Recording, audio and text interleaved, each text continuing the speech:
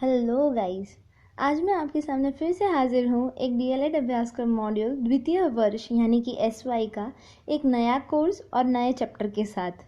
आज जो हम देखने जा रहे हैं उसका नाम है कोर्स नंबर 5 यानी कि पद्धतिशास्त्र અને विषय वस्तु हिंदी धोरण 5 થી 8। उसका आज हम देखने जा रहे हैं दूसरा चैप्टर। गाइस, पहले चैप्टर की लिंक आपको डिस्क्रिप्शन बॉक्स में मिल जाएगी, तो वहाँ से आप उसको देख लेना। आज हम देखते हैं दूसरा चैप्टर। दूसरे चैप्टर का नाम है हिंदी पाठ्यपुस्तक एवं शिक्षक संदर्शिका। सबसे पहले उसमें हम देखेंगे इकाई की प्रस्तावना, बाद में हम देखेंगे विषय वस्तु, उसके अंदर हम देखेंगे हिंदी पाठ्यपुस्तक की विशेषताएं, उसके बाद हम देखेंगे शिक्षक संदर्शिका की विशेषताएं और लास्ट में हम देखेंगे इकाई का सारांश। तो शुरू करते हैं हमारा चैप्टर। सबसे पहले देखते हैं प्रस्तावना। तो प्रस्तावना में है कि भारत भाषा शिक्षण का प्रमुख उद्देश्य भाषा कौशल्यों का विकास करना एवं अध्येता को मूल्यनिष्ठ बनाना है।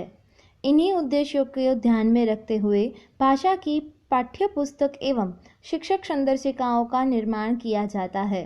वर्तमान शिक्षा में पाठ्यपुस्तक एवं शिक्षक संदर्शिका का स्थान महत्वपूर्ण है, इसलिए इसकी संरचना का कार्य दायित्वपूर्ण हो जाता है।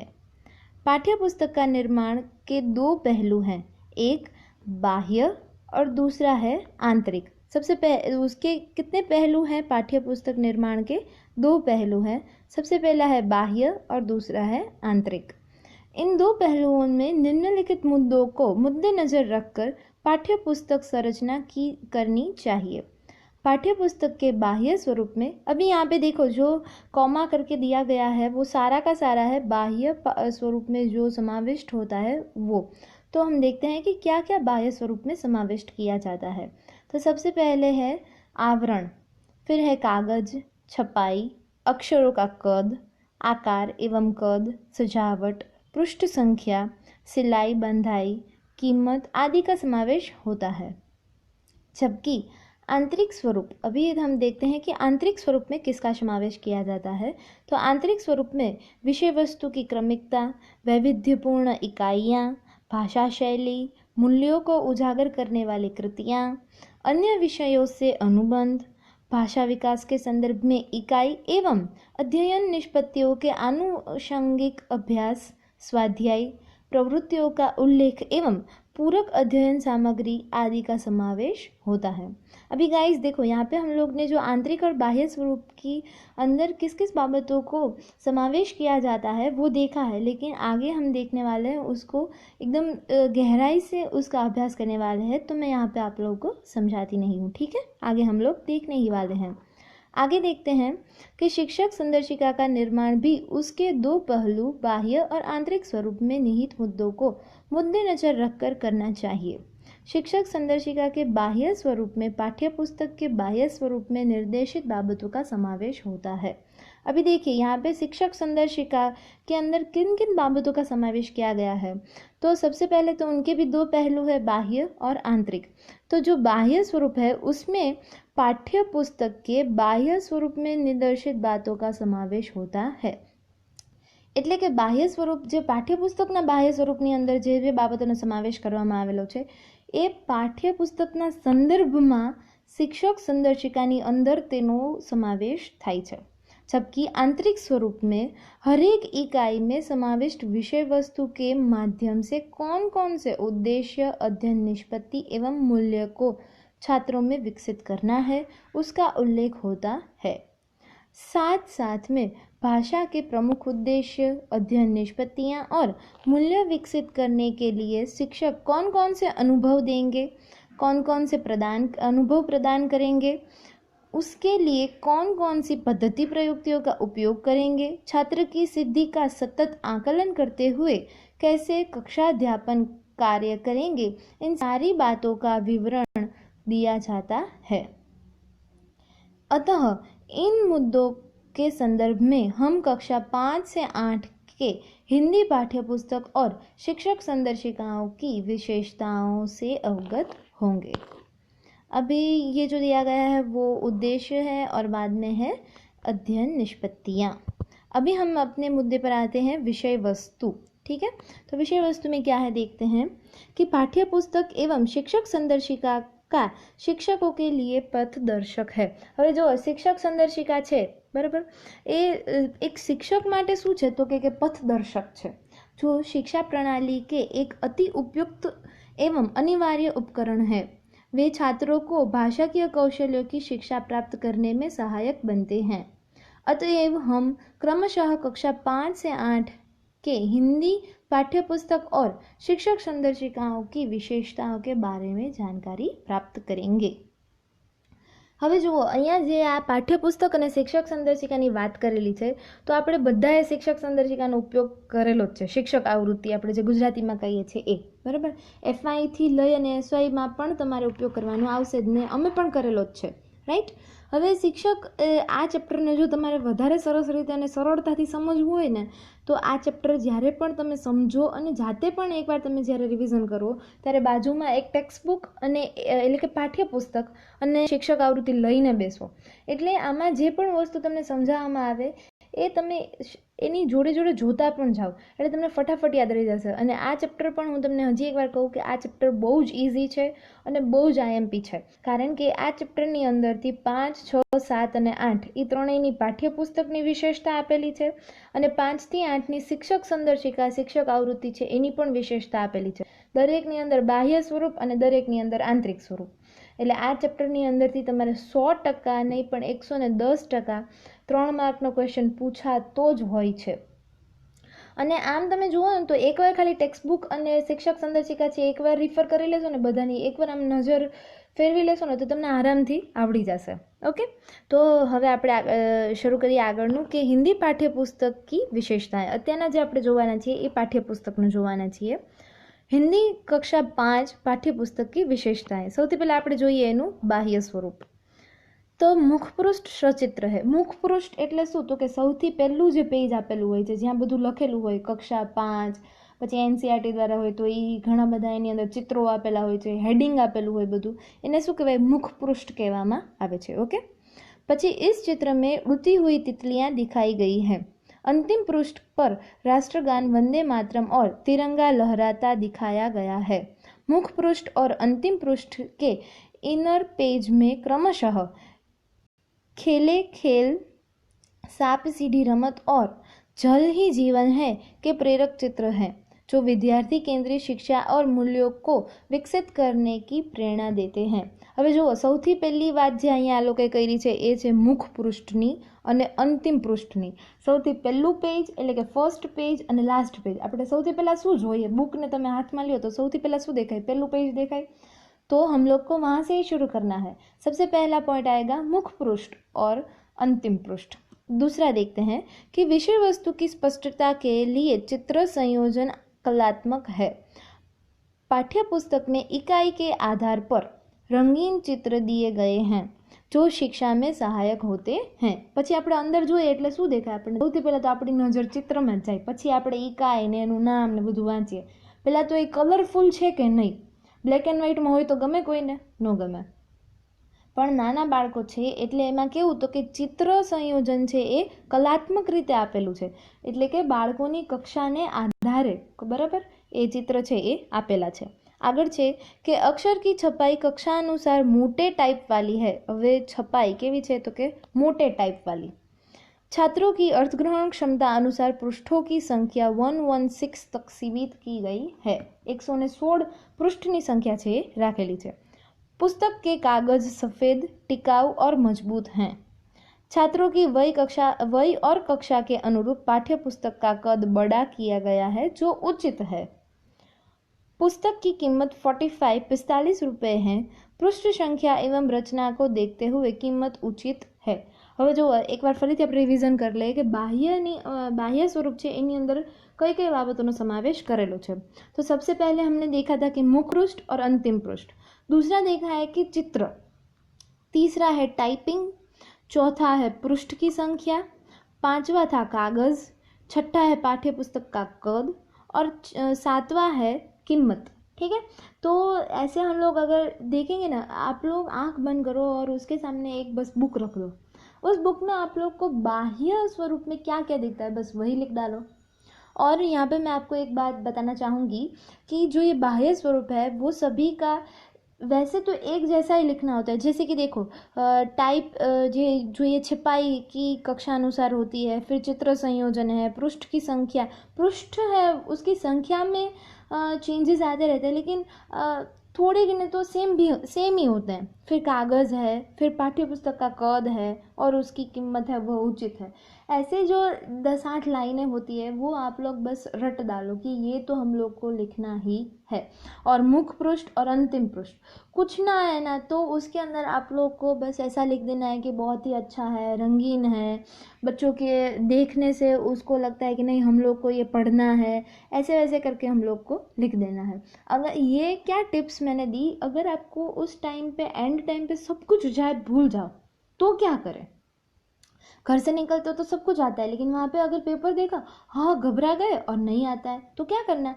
बस ऐसे आप लोग जो ऐसे मैंने आपको बोला कि 8 या 10 पॉइंट ऐसे रट डालो और उसको फिर वहाँ पे जाके लिख डालो। ठीक है, ये एक ट्रिक थी आपके लिए।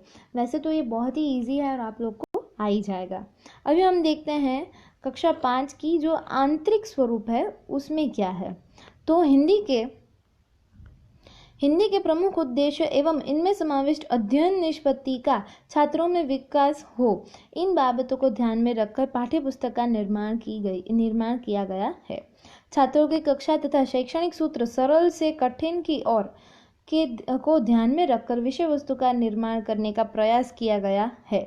સૌથી પહેલું શું આવ્યું તો કે પાઠ્યપુસ્તક का निर्माण અધ્યયન નિષ્પત્તિ છે એને ધ્યાનમાં રાખી તથા બાળકોની વય કક્ષાને અનુરૂપ જે છે તે પાઠ્યપુસ્તકનું નિર્માણ કરવામાં આવેલું છે। અને બીજું આપ્યું તો કે સરળથી કઠિન सूत्रને ध्याનમાં રાખેલું છે। इसके बाद जो है वो है कि इन पुस्तकों में चित्रपाठ, कविता, चुटकुले, एकांकी, चित्र कहानी, निबंध, जीवन प्रसंग, पहेलियाँ आधारित रचनाएं हैं। हवे आ पॉइंट आयो ए छे रचनाएं।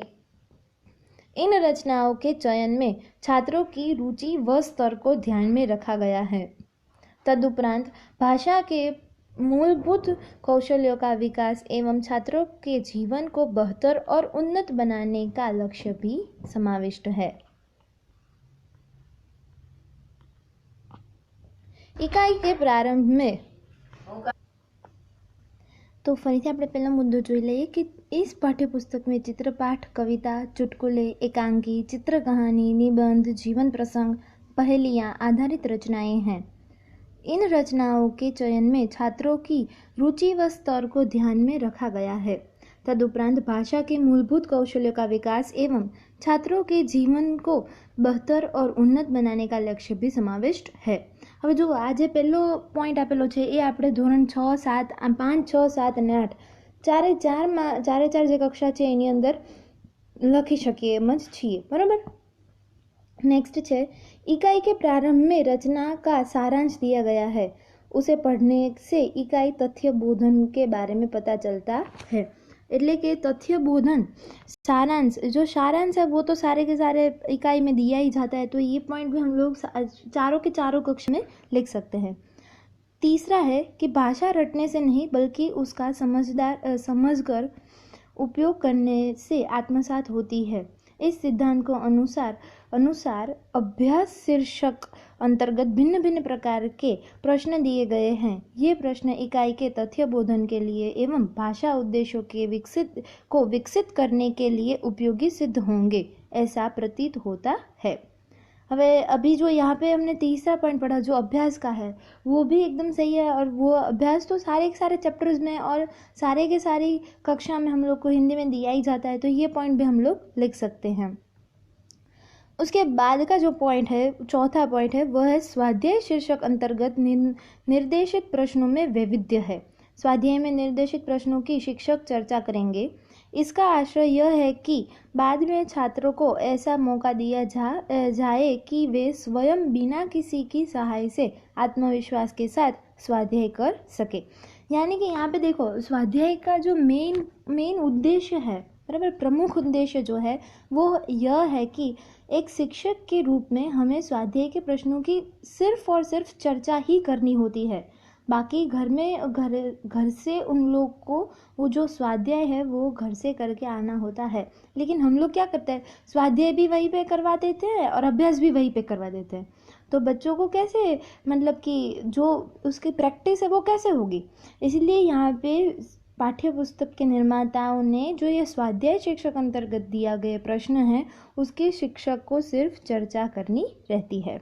जो 5वां पॉइंट है वह है भाषा सज्जता। भाषा सज्जता शीर्षक के अंतर्गत व्याकरण विषयक सामग्री रखी गई है। किसके विषयक? व्याकरण विषयक। यही सामग्री पढ़ने से ज्ञात होता है कि व्याकरण का ज्ञान उदाहरण के जरिए दिया जाएगा। ठीक है। उसके बाद है वो है कि इकाई के अंत में योग्यता विस्तार दिया जाता है, योग्यता विस्तार दिया गया है, जिससे इकाई की आनुवंशिक पूरक सामग्री, उद्देश्य आधारित प्रवृत्तियां एवं पुस्तकालय संबंधित निर्देश दिए गए हैं। उसके बाद का है कि कुल मिलकर 16 इकाइयां हैं। हर 4 इकाइयों के बाद पुनरावर्तन, यह तो हर एक कक्षा में निश्चित ही होता है कि पुनरावर्तन तो हम लोग को दिया ही जाता है, बराबर ना। 4 हो या 5 पाठ के साथ, ज़्यादा से ज़्यादा 5 पाठ एक साथ दे देते हैं, उसके बाद पुनरावर्तन देते हैं, लेकिन मैक्सिमम तो 4 ही होते हैं। ठीक है। तो 4 इकाइयों के बाद पुनरावर्तन शीर्षक के रूप में प्रश्न सामग्री रखी गई है, जिस सामग्री से छात्रों का निश्चित अध्ययन निष्पत्ति में पुनरावर्तन दृढ़ीकरण हो सकता है। उसके बाद जो अंतिम है वह है कि साल भर में ली जाने वाली मौखिक, क्रियात्मक और लिखित कसौटियों के नमूने दिए गए हैं, जिससे शिक्षकों को मूल्यांकन करने में सहाय और मार्गदर्शन मिलता है। ठीक है।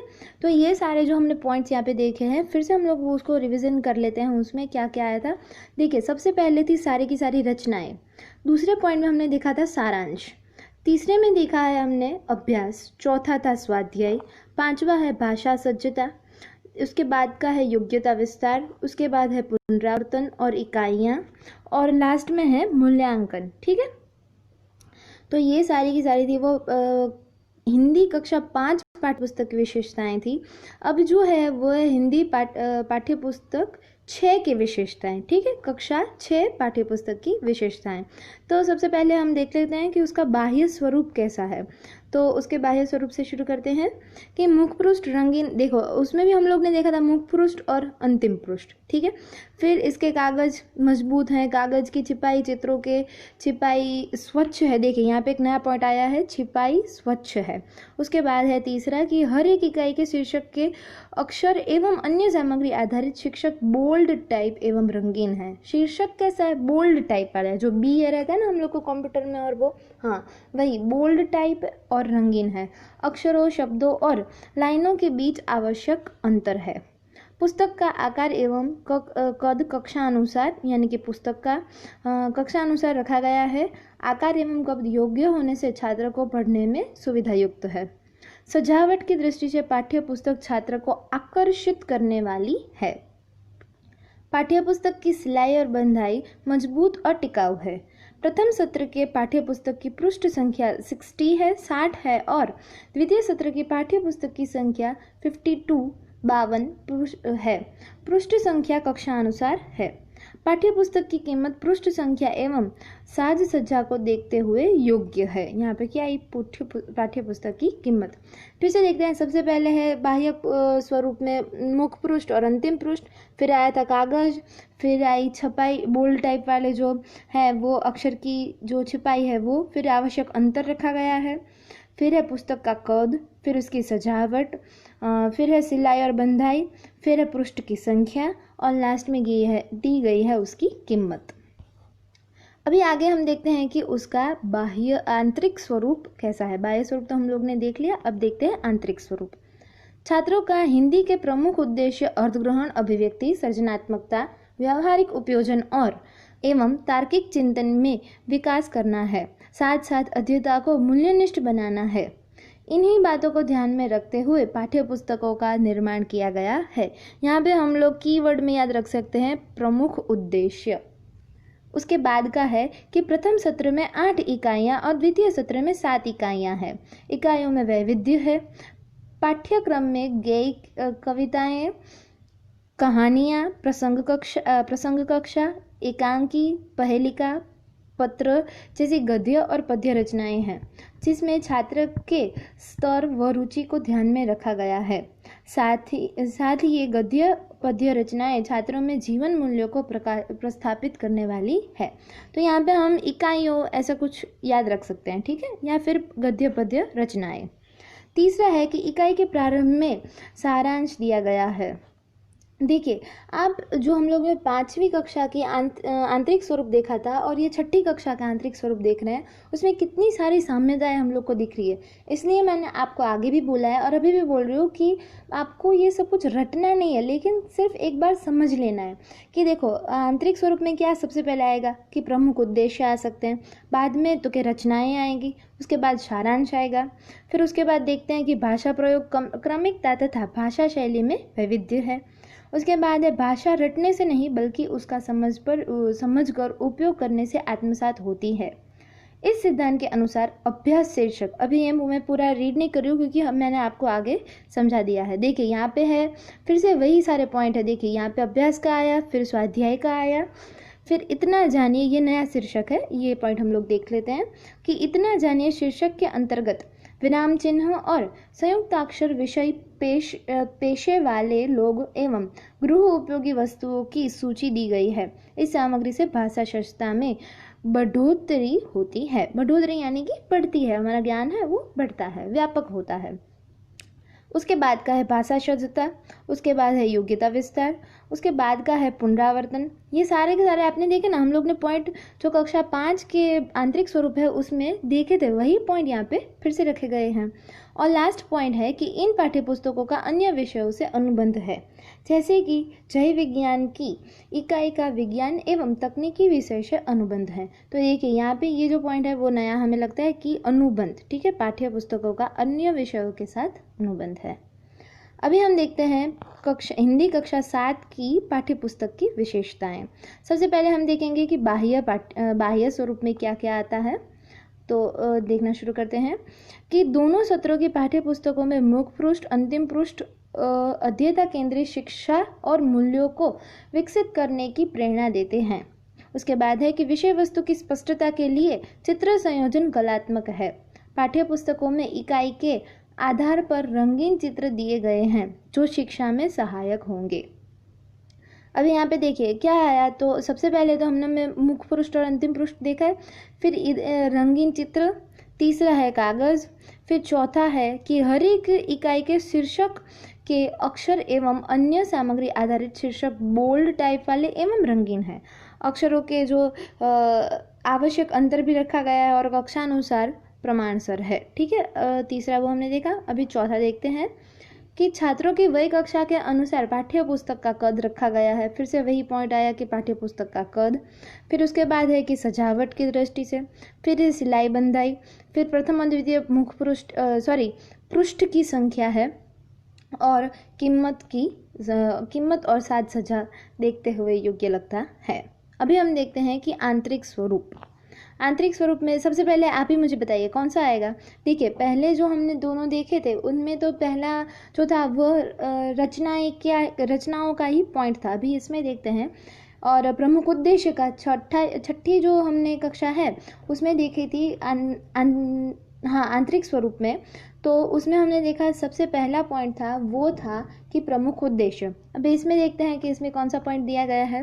तो हिंदी के प्रमुख उद्देश्यों को छात्रों में विकसित करना एवं अध्येता को मूल्यनिष्ठ बनाना है। इन्हीं लक्ष्यों को ध्यान में रखते हुए पाठ्यपुस्तक का निर्माण किया गया है। अभी उसके बाद का पॉइंट है वो देखिए इकाइयों का पॉइंट आ गया। फिर तीसरा पॉइंट है कि सारांश दिया गया है। उसके बाद सरल से कठिन सूत्र, फिर शब्दार्थ और मुहावरे। ये देखिए इसमें ये नया पॉइंट आया है कि शब्दार्थ और मुहावरे का पॉइंट। उसके बाद का है अभ्यास, इसके बाद है स्वाध्याय के बाद का जो है वो है भाषा सज्जता, उसके बाद है योग्यता विस्तार, इसके बाद है पुनरावर्तन और लास्ट में अन्य विषयों से अनुबंध दिया गया है, ठीक है। तो इसी तरह आप जो लास्ट का है हिंदी पाठ्यपुस्तक कक्षा 8 की विशेषताएं उसको देख लेना। और पहले देखने से पहले एक बार आप सोच लेना दिमाग में कि कौन कौन से पॉइंट हम लोग ने जो याद किए हैं कि पहले ये फिर ये फिर ये, उसी क्रम से आ रहा है कि नहीं आ रहा है। ठीक है, अभी हम देखते हैं शिक्षक संदर्शिका की विशेषताएं। तो उसके बाह्य स्वरूप में देखते हैं। यहाँ पे देखिए हम लोग को ऐसे अलग अलग करके नहीं दिया है कि पहले कक्षा 5 का, फिर 6, 7 और फिर 8 का, ऐसे नहीं है। लेकिन यहाँ पे इन लोग ने ऐसे दिया है 2.3.2 हिंदी कक्षा 5 से 8 शिक्षक संदर्शिकाओं की विशेषताएं। उसके बाह्य स्वरूप में है कि मुख पृष्ठ, अंतिम पृष्ठ और इनर पेज रंगीन है। कागज सफेद एवं मजबूत हैं। कागज की छपाई एवं चित्रों की छपाई स्वच्छ है। अक्षरों, शब्दों और लाइनों के बीच आवश्यक अंतर है। अक्षर की छपाई मोटे टाइप वाली सप्रमाण है। सजावट की दृष्टि से आकर्षक एवं सिलाई बंधाई मजबूत तथा टिकाऊ है। ठीक है, तो यहाँ पे देखिए हम लोग ने सबसे पहले मुख पृष्ठ और अंतिम पृष्ठ देखा, फिर कागज देखे, फिर क्या देखा हम लोग ने, देखा कि अक्षर, ठीक है, फिर अक्षर का देखा और उसके बाद सजावट की दृष्टि से सिलाई बंधाई देखी। ठीक है, तो ये हमने सारे देखे हैं, वो है बाह्य स्वरूप। अब हम देखते हैं कि आंतरिक स्वरूप में क्या है। तो सबसे पहले है कि प्रारंभ में पाठ्यपुस्तक के संबंध में ऐसे शीर्षक में पाठ्यपुस्तक की विशेषताएं दिखाई गई है।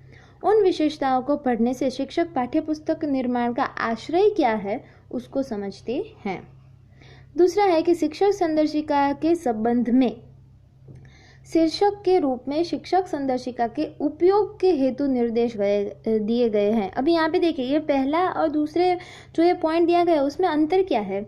तो पहले पॉइंट में पाठ्यपुस्तक के संदर्भ में, यानी कि पाठ्यपुस्तक का जो निर्माण किया गया है उसका हेतु क्या है, यानी कि उसका सार क्या है, उसका मर्म क्या है, वो लिखा गया है। और शिक्षक संदर्शिका के संबंध में ऐसा शीर्षक दे के जो दिया गया है वो है कि इसके उपयोग जिसके शिक्षक भाषा के प्रमुख उद्देश्य को सिद्ध करने के हेतु कक्षा में किस तरह कार्य करेंगे उसके बारे में समझा सकते हैं।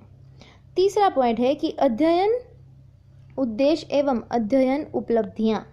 शीर्षक के रूप में हिंदी भाषा के प्रमुख उद्देश्य एवं सदस्य में समाविष्ट उपलब्धियों की सूची दी गई है। उसके बाद का जो पॉइंट है वो है कि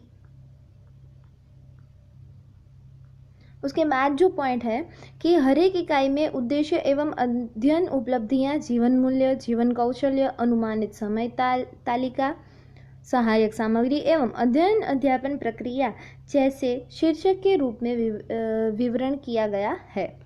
इकाई के प्रारंभ में उद्देश्य एवं अध्ययन उपलब्धियों की सूची पढ़ने से शिक्षक समझ सकता है कि इस इकाई में कौन कौन से उद्देश्य एवं अध्ययन उपलब्धियों के बारे में अध्येता को अनुभव प्रदान करने हैं। शिक्षक से यह निवेदन है कि संबंधित इकाई में संदर्भ के लक्ष्य क्या हैं उसको स्पष्ट स्वरूप से समझे।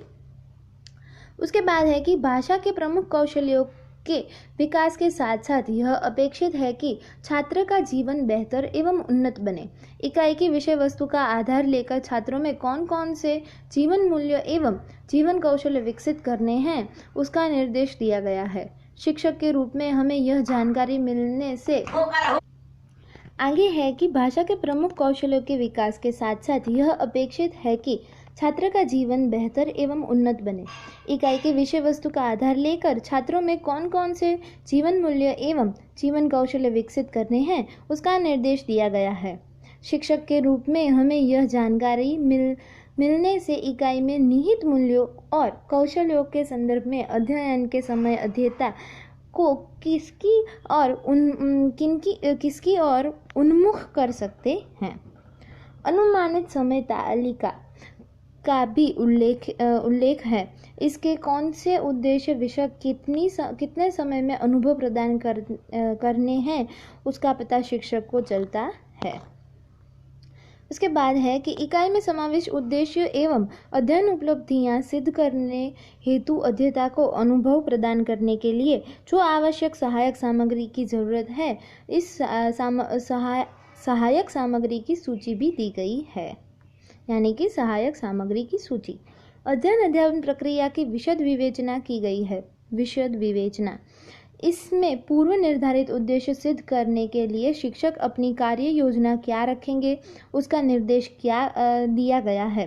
साथ साथ शिक्षक चर्चा के दौरान अध्येता की साझेदारी कैसे प्राप्त करेंगे, अध्यापन को कैसे आनंददायी करेंगे, छात्र को स्व अध्ययन का मौका कब और कैसे देंगे, छात्र का निरंतर मूल्यांकन कैसे करेंगे आदि विषय में मार्गदर्शन दिया गया है।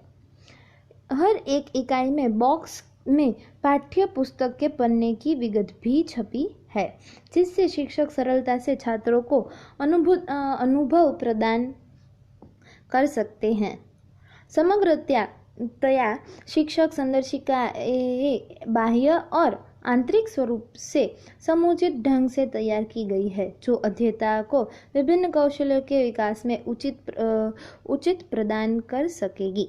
ठीक है, और अब हम देखते हैं। देखिए यहाँ पे मैं आपको शॉर्ट में और हमारी भाषा में कह दूँ कि आंतरिक स्वरूप में शिक्षक संदर्शिका में क्या दिया गया है। सबसे पहले तो देखिए कि जो टेक्स्ट बुक है उसका पेज दिया जाता है, फिर जो पाठ दिया गया है, जो इकाई है, ठीक है, उसका जो उद्देश्य, प्रमुख उद्देश्य है वो क्या है, फिर जो शिक्षक है वो कैसे शुरू करेंगे, फिर उसके विषय वस्तु में धीरे धीरे कैसे आगे बढ़ेंगे, कौन से सूत्र यानी कि सरलता से कठिनता तक, हाँ ज्ञात से अज्ञान तक, वो कौन से सूत्र का उपयोग करना है उसे, ऐसी सारी की सारी छोटी छोटी। और हाँ देखिए उसमें वो भी लिखा गया था कि कौन सी चीज़ें हाँ शिक्षक को ज़रूर पड़ेगी इस इकाई को समझाने के लिए, उसका भी यहाँ पे निर्देश दिया गया है। तो आप देखिए कि छोटी छोटी बाबत, छोटी छोटी चीज़ का यहाँ पे ध्यान रख कर हाँ जो शिक्षक संदर्शिका है वो बनाई गई है। आगे देखते हैं कि इकाई का सारांश। इस अध्याय में कक्षा 5 से 8 की पाठ्य पुस्तक एवं शिक्षक संदर्शिकाओं की बाह्य एवं आंतरिक स्वरूप की विशेषताओं का निरूपण किया गया है। इन विशेषताओं से पता चलता है कि पाठ्य पुस्तक एवं शिक्षक संदर्शिकाएं बाह्य और आंतरिक स्वरूप के तत्वों की दृष्टि से योग्य है। तो देखिए यहाँ पे हमने पूरी की पूरी जो सेकंड चैप्टर थी वो कंप्लीट की है, और मैं ऐसा मानती हूँ कि जो सेकंड चैप्टर है हिंदी पाठ्य पुस्तक एवं शिक्षक संदर्शिका, ठीक है, जो दूसरी इकाई है उसका नाम था ये, वो आप सभी को एकदम अच्छे से समझ में आ गई होगी। मैंने कहा था ना आपसे कि इतनी इजी है कि ख़त्म हो जाएगा ना पाठ तो आपको पता भी नहीं चलेगा कि वाह ख़त्म भी हो गया।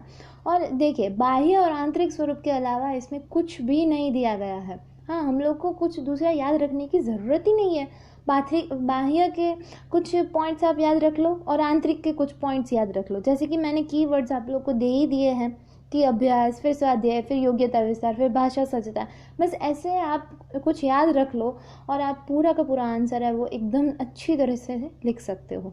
ठीक है, तो मैं आप लोग से यह आशा रखती हूँ कि अगर आपको पूरा का पूरा वीडियो अच्छा लगा हो तो इसको आप लाइक दीजिए, ना अच्छा लगा हो तो डिसलाइक भी कर सकते हैं, और कमेंट सेक्शन में लिखिए कि आपको आगे के जो वीडियोस हैं उसमें कौन कौन से चेंजेस चाहिए या आपको कैसा लगा वो वीडियो आप मुझे कमेंट में लिख के बता सकते हैं। चैनल को सब्सक्राइब कीजिए ताकि हम जो तीसरी इकाई का जो वीडियो है वो डालें तो आप लोग को सबसे पहले मिल जाए। ठीक है, और आप लोग ने पूरा का पूरा वीडियो है वो देखा, इसके लिए आपका थैंक यू वेरी मच।